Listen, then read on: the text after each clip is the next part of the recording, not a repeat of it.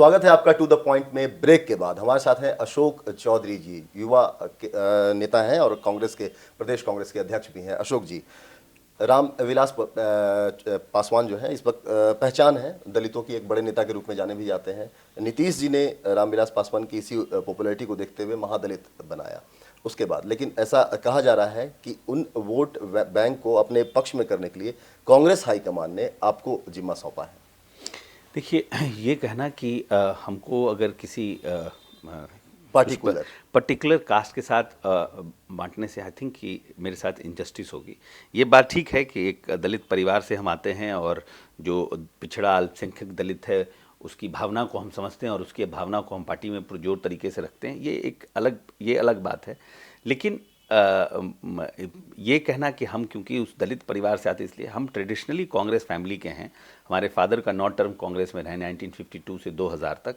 हम खुद 2 टर्म में मिले रहे, हम लोकसभा लड़े, हम NSUI में पदाधिकारी रहे, यूथ कांग्रेस में पदाधिकारी रहे, बिहार प्रदेश कांग्रेस खून में बसता है।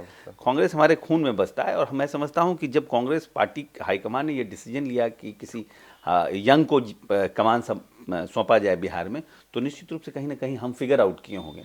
और मैं समझता हूं कि वो मेरा क्राइटेरिया रहा होगा कि मैं एक ट्रेडिशनल कांग्रेस फैमिली से बिलोंग करता हूं, तो वो एक बड़ा क्राइटेरिया रहा होगा, ये बनिस्बत ये कि मैं एक दलित परिवार से आता हूं। कांग्रेस क्या किन मुद्दों को लेकर जाएगी जनता के पास? महंगाई और भ्रष्टाचार, जनता पहले ही त्रस्त है इन मुद्दों से। देखिए,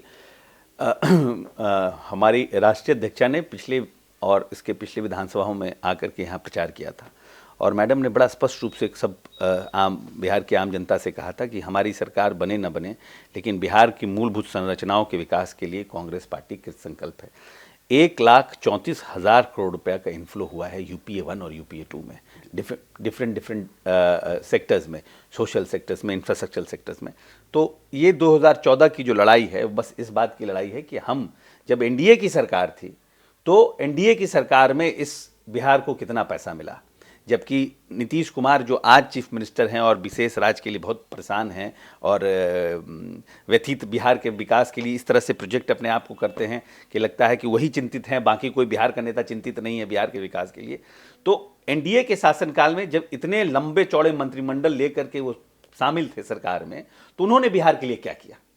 जब हम बिहार का बंटवारा हुआ था और उस समय हम भी बिहार सरकार में विधानसभा के सदस्य थे, मंत्री थे, हम लोगों ने यूनानिमसली यहाँ से भेजा था बिहार को। उस समय बिहार की स्थिति डिफरेंट थी क्योंकि हमारा तुरंत बंटवारा हुआ था। हमारी हालात मतलब जो हमारा औद्योगिक था, औद्योगिक क्षेत्र से सब चले गए, नए जन्मे हुए राज्य उस समय स्थिति पूरी तरह से स्थिति डिफरेंट थी। लेकिन आज तो स्थिति बहुत बदल गई है। तो उस समय आपने क्या किया? जब आप पावर में थे, आपने बिहार को कितना पैसा दिया? आपने बिहार के लिए कितना चिंता व्यक्त की? नीतीश तो आज भी विशेष राज्य के दर्जा की मांग करते हैं। कह रहे हैं ना कि अब है कि when you were in the hell of the affairs and Bihar was much in the worst state, what you have done in the government? आप NDA में थे, उस समय सरकार में थे, महत्वपूर्ण आपके पास जिम्मेवारी थी। Where you were able to do, what you have done, आपने क्या किया? कितना पैसा बिहार को दिया? तो आप उस समय डिस्क्रिमिनेट किए कि ये जंगल राज है, पैसा खा जाएगा, ये करेगा, वो करेगा। एक आपने पूरे देश में दुष्प्रचार किया बिहार के बारे में। तो आपने तो आपने ट्रू कलर उस समय दिखाया। लेकिन जब UPA 1 और UPA 2 बनी तो हमने क्या किया? आप कितना पैसा मांगे, उससे ज्यादा पैसा हमने आपको दिया। तो intention to develop Bihar was much better for. हम लोगों के मन में ज्यादा बिहार के लिए परेशानी और चिंता है कि आपके मन में ज्यादा चिंता है, ये इसी से स्पष्ट होता है। आपको लगता नहीं कि बिहार को विशेष राज्य का दर्जा मिलना चाहिए? नहीं, बिल्कुल भी विशेष राज्य का दर्जा मिलना। देखिए, रघुराजन कमेटी की रिपोर्ट ने स्पष्ट रूप से कहा था कि बिहार को विशेष राज्य के दर्जा देने से ज्यादा इंपॉर्टेंट है कि जो सेक्टर्स है उस सेक्टर्स में हम फाइनेंशियली हेल्प करें, मजबूत करें और पैसा दें फाइनेंशियली। तो ये दूरदर्शिता तो कांग्रेस ने पहले से दिखाया और पहले से पैसा दे रहे। लेकिन आपने क्या किया? इस बार भी आपने पहले से पैसा दे रहा, लेकिन बिहार तो नीतीश जी हमेशा रोते रहते हैं, केंद्र पर आरोप लगाते रहते हैं कि केंद्र मदद नहीं करते। कह रहे हैं ना कि यही तो है, यही तो मुद्दा बनेगा कि आप रोते हैं, लेकिन इस बार भी आपने 2600 करोड़ रुपया सरेंडर किया। जी, वही उसी पर मैं आ रहा हूं। तो आपने 8 साल में आपने इंफ्रास्ट्रक्चर डेवलप नहीं किया कि जो पैसा आपको केंद्र दे रहा है उसका आप 100% उपयोग कर सकिए। और आप केंद्र पर कह रहे हैं कि हमको पैसा दो, हमको विशेष राज्य दो। तो जो पैसा आ रहा है उसमें तो आपने 2600 करोड़ रुपया का सरेंडर कर दिया। तो अगर कल पैसा रघुराजन कमेटी रिपोर्ट पर आ भी जाए तो आप पैसा खर्च कैसे करिएगा? आपने उतना इंफ्रास्ट्रक्चर ही नहीं डेवलप किया। तो ये एक राजनीतिक, एक जिसको बोलते हैं कि एक तरह से राजनीतिक साजिश के तहत आप केंद्र को काउंटर करने की कोशिश कर रहे हैं, केंद्र को रॉन्ग बॉक्स में डालने की कोशिश कर रहे हैं, जबकि फैक्ट और फिगर जो है वो डिफरेंट है। चलिए, फैक्ट और फिगर डिफरेंट है। बीजेपी और जेडीयू का जब गठबंधन टूटा 17 सालों के बाद, तो फिर कांग्रेस से नज़दीकियां बढ़ने लगी थी। कांग्रेस ने समर्थन भी किया, आज भी समर्थन में है। आप कांग्रेस को, नीतीश सरकार को समर्थन दे रहे हैं। अचानक ऐसा क्या हुआ कि फिर से दूरियां बढ़ने लगी? देखिए, कांग्रेस को कभी भी ये नहीं समझना चाहिए, कांग्रेस ने अगर नीतीश कुमार को समर्थन दिया, यही नीतीश कुमार को 2000 में जब मुख्यमंत्री थे, भारतीय जनता पार्टी के साथ सपोर्ट से बने थे, हम लोगों ने इनका विरोध किया और लालू प्रसाद यादव को मदद किया। लालू प्रसाद यादव को हमने मदद किया। फिर जब ये अब 2013 में, 13 साल के बाद जब ये भारतीय जनता पार्टी को छोड़ते हैं, तो हमने फिर इनको मदद किया। हमारा कमिटमेंट सेकुलर क्रेडेंशियल है। हम एज ए पार्टी अपनी विचारधारा पर स्टैंड करते हैं कि जो पार्टी मनोबल, भारतीय जनता पार्टी सांप्रदायिक शक्तियों का मनोबल तोड़ेगा, हम उसके साथ नजर आएंगे। जरूरत जब जब उनको हमारी जरूरत रहेगी। जरूरत हमारी नहीं है, आप कर रहे हैं, आप अपना करिए, लेकिन जब आपको हमारी जरूरत लगेगी, लगता है कि नहीं, अगर हम नहीं खड़े रहेंगे तो सांप्रदायिक शक्तियों का मनोबल बढ़ जाएगा, तो हम उनके साथ खड़े नजर आते हैं। इसलिए हमने स्ट्रैटेजिकली मूव किया भारतीय जनता पार्टी को मनोबल को तोड़ने के लिए। ये इसे समर्थन जेडीयू को नहीं था, ये समर्थन था। यही दिल्ली में भी किया आपने? बिल्कुल, आपको हमने समर्थन इसलिए दिया कि हम नहीं चाहते थे कि भारतीय जनता पार्टी, और हम लोगों को लगा कि आप पूरी दिल्ली की जनता जो है वो सिंगल लार्जेस्ट बना करके इनको भेजी है, तो लेट पीपल रियलाइज कि what time government they want. तो हमने अपना समर्थन किया उनको। समर्थन किया। लोकसभा चुनाव की अगर हम बात करें, कितने सीटों पर कांग्रेस लड़ने के लिए तैयार है? क्योंकि ये भी कह रहे हैं कि कांग्रेस में उम्मीदवारों का, अच्छे उम्मीदवारों का टोटा है। नहीं, गलत बात है कि अच्छे उम्मीदवार हमारे पास नहीं है। हमारे पास बहुत अच्छे उम्मीदवार हैं।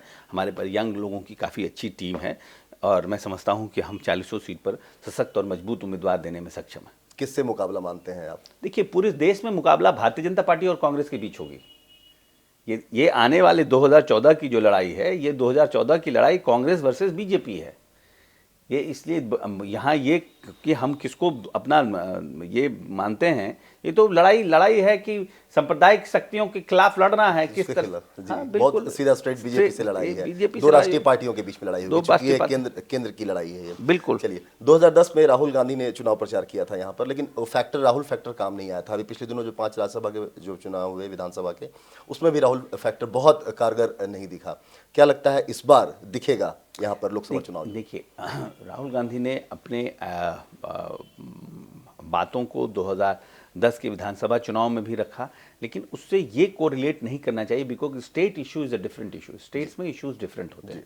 Local leaders, who is going to become the leader, who is going to become the prime minister, chief minister, ये सब बातें डिफरेंट होती है स्टेट लेवल पे।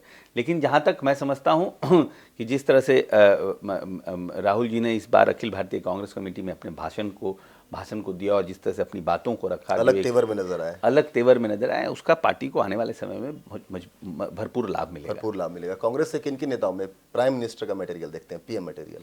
राहुल जी हमारे समझ से he is a PM material, लेकिन घोषित नहीं किया गया अभी तक। घोषित नहीं किया क्योंकि हम एक ट्रेडिशनल पार्टी हैं। हम ट्रेडिशनली कॉन्स्टिट्यूशन में ये प्रावधान है कि प्रधानमंत्री, स्पष्ट रूप से लिखा है संविधान में, प्रधानमंत्री इलेक्टेड लोकसभा के सदस्य जो हैं वो प्रधानमंत्री का चयन करेंगे।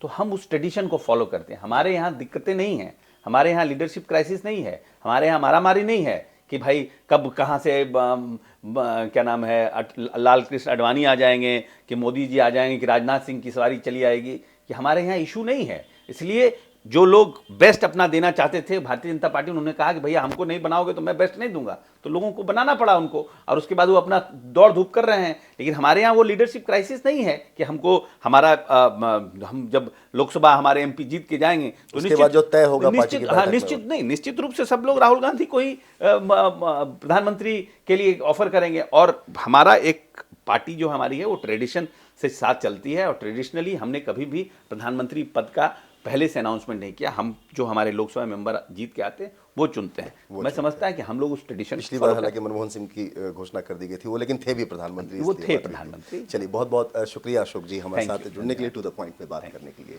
तो ये अशोक चौधरी थे टू द पॉइंट में मेरे साथ इस एपिसोड में इतना ही। अगली बार फिर मुलाकात होगी एक खास शख्सियत के साथ, एक हस्ती के साथ। नमस्कार।